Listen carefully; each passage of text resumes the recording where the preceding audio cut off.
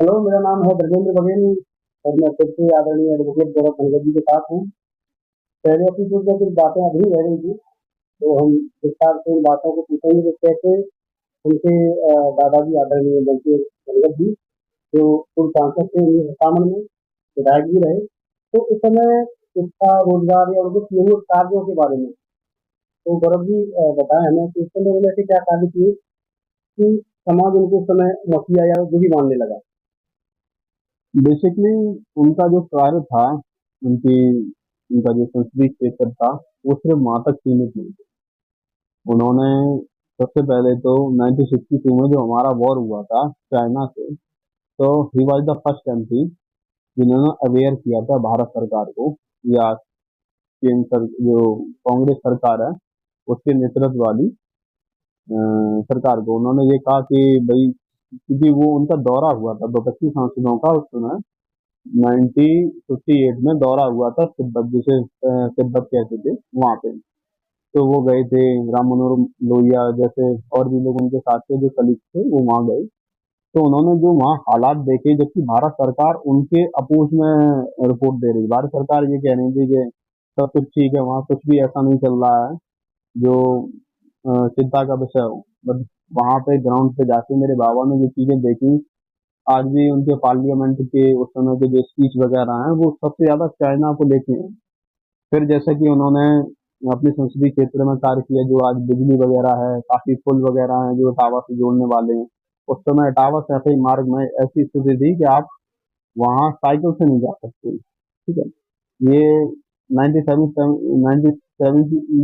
से भी पहले की बात है, जब नेताजी बहुत छोटे पॉलिटिशियन रहे अच्छा, एक होंगे। और बात बताएं कि बाबा ने पढ़ाई लिखाई कितनी की थी, शिक्षा के बारे में उनका क्या योगदान था क्षेत्र में या फिर अपने परिवार को या समाज को लेकर? उस समय तो शिक्षा का माहौल बहुत ही खराब था, जहाँ तक मैं जानता हूँ। मेरे बाबा ने ये हाई स्कूल किया था सनातन धर्म, उस समय 10th तक था। ये कोतवाली के सामने टाउन है।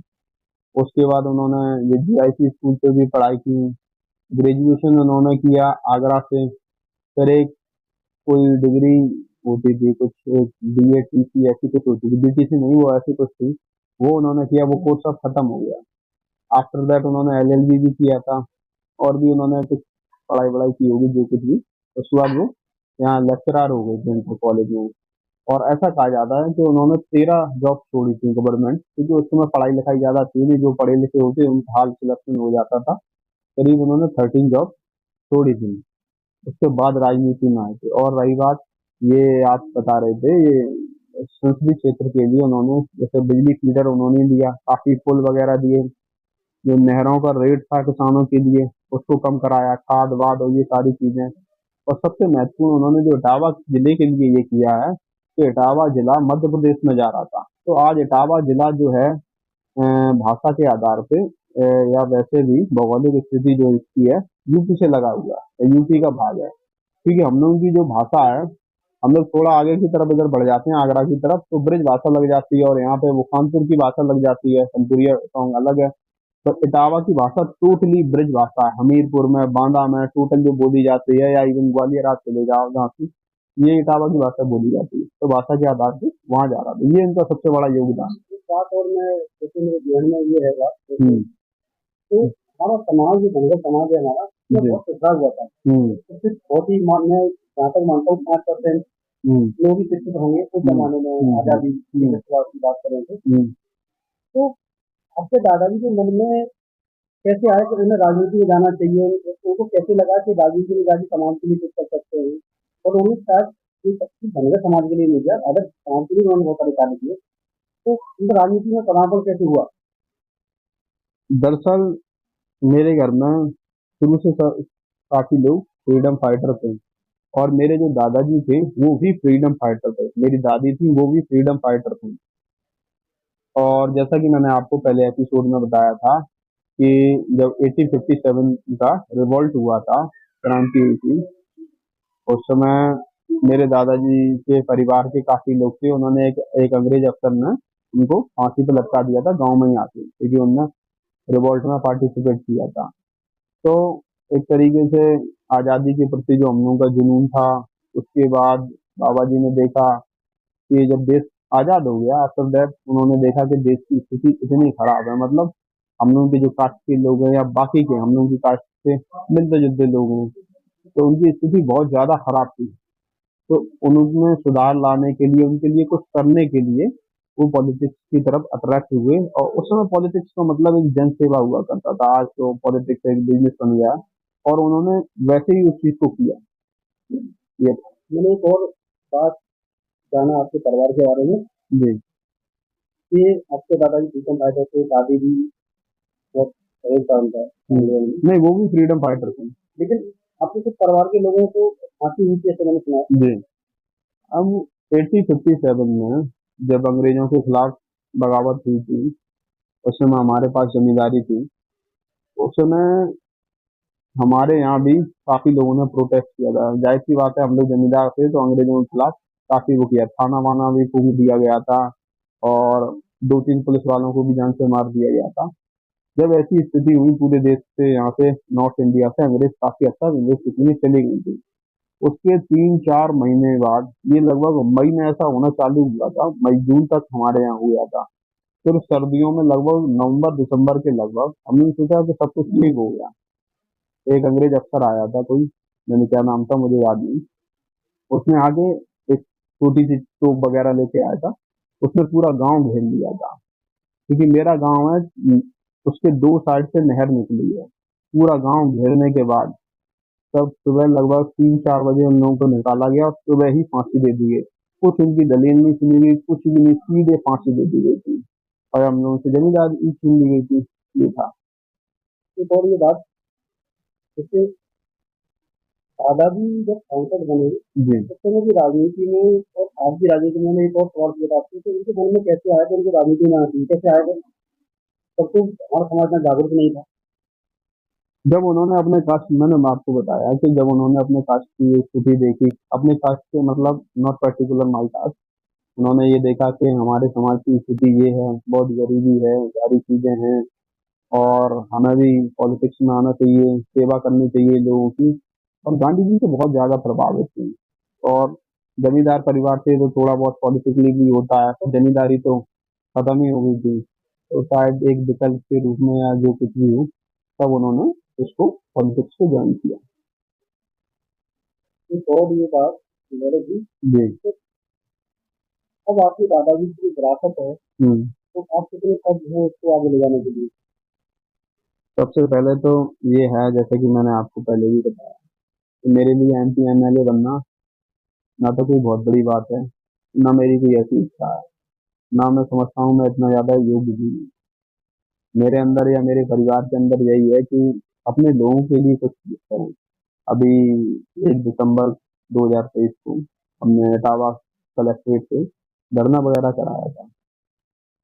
तो वहाँ हमने देखा कि मेरे जो समाज की स्थिति बहुत ज्यादा दयनीय है। पहले मेरे दिमाग में ये रहता था कि मैं इस परिवार से हूँ तो जाहिर सी बात है मेरी कास्ट की स्थिति बहुत अच्छी होगी। एक और बात ये बताइए, जैसे आप धनगर समाज की बहुत सारी लड़ाइयाँ या सब तरह के मंत्री हुए, विधायक हुए, लेकिन दादाजी ने उस समय जब वो बने तो क्या प्रमाण पत्र से बने? क्योंकि आपको एकदम छोटे के जन्म से ही धनगर है, ये तो सब लोग नए नए धनगर की बातें कर रहे हैं।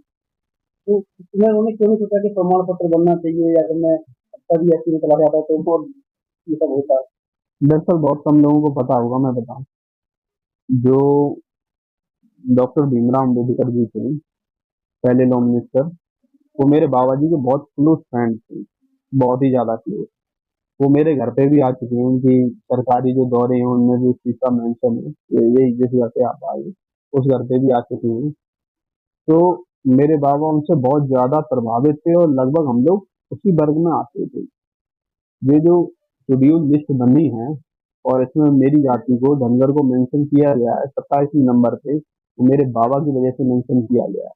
पर आज तक उस चीज को इन्फोर्स नहीं किया गया, या आप ऐसे समझो कि जो पॉलिटिकल रीजन है जिस वजह से इन्फोर्समेंट नहीं हो पाया उन चीजों का, तो सिर्फ मेरे बाबा के देने।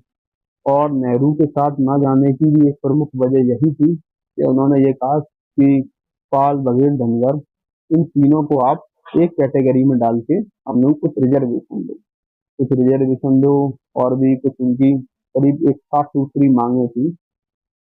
उसको लेके सेटलमेंट नहीं हो रहा था, इसलिए मेरे बाबा ने बैठ के समझा कि मैं विपक्ष में ही रहूंगा और पार्लियामेंट में आवाज उठाता रहूंगा, ये था। लेकिन अगर नेहरू जी ने ऑफर दिया था, उनको कई बार ऑफर दिया, मिलने भी आए थे, लेकिन तो बहुत बड़ा ऑफर पुराना हो गया। काफी हद तक उसकी वजह से हमारी ये समाज की कुछ हानि हुई है। शायद अगर वो केंद्रीय मंत्री होते तो शायद चीजें अलग होती, मायने कुछ बदले होते। नहीं, ऐसा था नेहरू कैबिनेट में उस समय काफी मंत्री बनाए गए, ऐसा नहीं है कि मंत्री नहीं बनाए, और लगभग हर कास्ट से बनाए जाते थे। 2 साल में कैबिनेट में फेरबदल हो जाता था। नेहरू लगभग 17 साल तक प्राइम मिनिस्टर रहे इंडिया के, और उन्होंने हर 2 साल में अपने कैबिनेट में चेंजेस किए, और उन्होंने सारे जाति समीकरणों को साधा, क्रिश्चियन हैं, ये आपके मोमडन हैं और सिख हैं, सबको उन्होंने अपनी कैबिनेट में जगह दी। अभी देखा जाए, आज भी दलितों की स्थिति क्या है, स्थिति छुपी नहीं है। जबकि उन्हें जो मीरा कुमार के पिताजी थे, बाबू जगजीवन राम, वो ऐसे व्यक्ति थे कि वो शायद देश के पीएम बन जाते, प्राइम मिनिस्टर बन जाते, और काफी ऐसा कोई शायद मंत्रालय नहीं था जो प्रमुख मंत्रालय उनके पास रहा ना हो।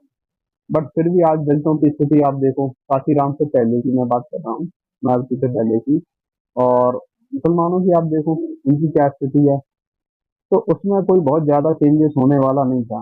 पर जैसे कि मैंने आपको बताया था, मेरे दादाजी थे, उन्हें पद की कोई लालसा नहीं थी, और सिद्धांतवादी इंसान थे, इसलिए उन्होंने उस चीज को रिफ्यूज किया। शायद उनका जो नजरिया है नेहरू को लेके या मिनिस्ट्री को लेके बहुत ज्यादा अच्छा नहीं रहा होगा, तो उन्होंने सोचा कि हम ऐसी ज्यादा थी। उनका ये काम था, वो घर घर जाते थे, किसी के भी अपने कार्यकर्ता के घर जाते थे, रात को वहीं रुकते थे, खाते थे, पीते थे, और लोगों को शिक्षा के लिए जागरूक करते थे। वो सब जगह घूमते फिरते रहते थे, अपने लास्ट टाइम तक वो काफी लोग मतलब पब्लिकली जाते आते रहे। तो यार, आपने हमें बहुत सारी जानकारी दी, और जो भी लोग देख रहे हैं उनको आपको जानकारी शायद नहीं थी। तो मैं चाहता हूँ कि हम नेक्स्ट एपिसोड में बहुत सारी जानकारियाँ हम लोग लेंगे, और कुछ ऐसे पहलू हैं जिन पर हम लोग फिर से चर्चा करेंगे। तो इस वीडियो को ज़्यादा से ज़्यादा हमारा एक छोटा सा प्रयास है इस समाज को जागरूक करने के लिए, और ऐसे व्यक्ति को आगे लाने के लिए जिनकी वास्तविक विरासत कहीं गुम की हो गई है, क्या कारण से वो बताएंगे। जय हिंद, जय भारत।